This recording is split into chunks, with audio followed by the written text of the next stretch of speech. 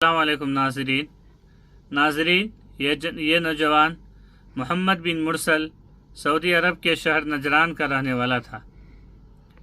एक मामूली सी झड़प में इस नौजवान ने एक शख्स को कत्ल कर दिया।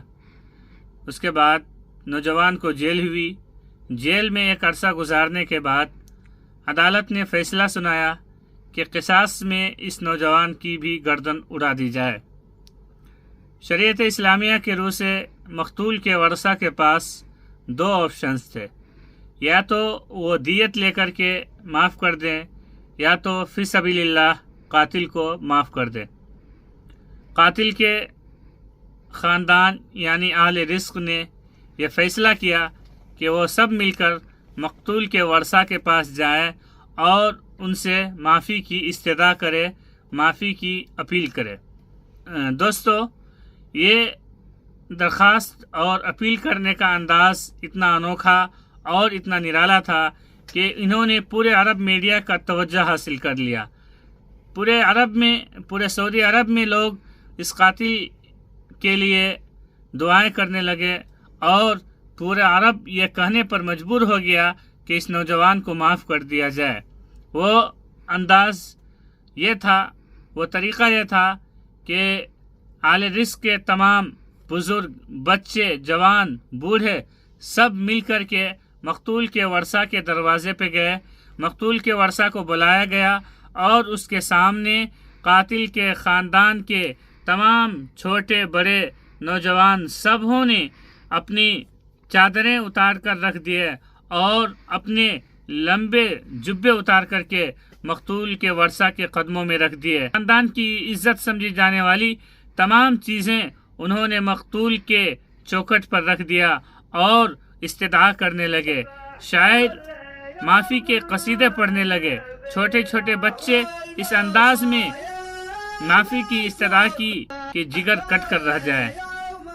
दोस्तों, लेकिन ये अंदाज और ये तरीक़ाकार मकतूल के वरसा के ज़ख्म को पिघला न सका और उनके ज़ख्म को भर न सका। मकतूल के वरसा के अपने के बिछड़ने का गम न भुला सके और उन्होंने माफ़ी नहीं दी।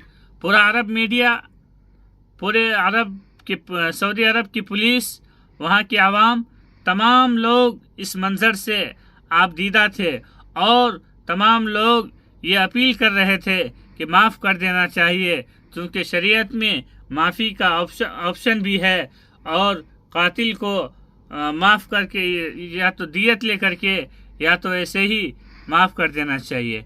लेकिन मकतूल के वरसा ने उनको माफ़ नहीं किया। बिलाखिर नौजवान को 20 सितंबर को तख्ता-ए-दार पर चढ़ाया गया। उसके बाद तमाम सऊदी अरब के लोग, ये पहला मौका था कि सऊदी अरब में लोग एक कातिल के लिए उनके हक़ में दुआए मग़फ़िरत कर रहे थे और हमदर्दी का इजहार कर रहे थे कातिल के वरसा के साथ।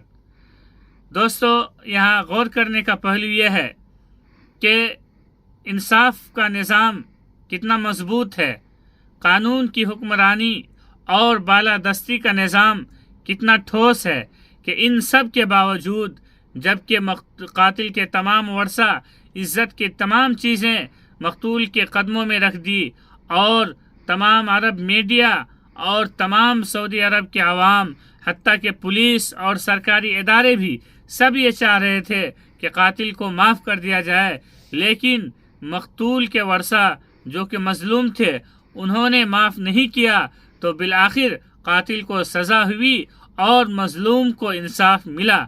और एक हमारा मुल्क है जहां कातिल को बाइज्जत रिहा किया जाता है और फूल और माला से उसका इस्तकबाल किया जाता है। इसका नतीजा ये होता है कि आइंदा भी हमारे मुल्कों में इस तरह के वाक़यात गाहे बगाहे होते रहते हैं।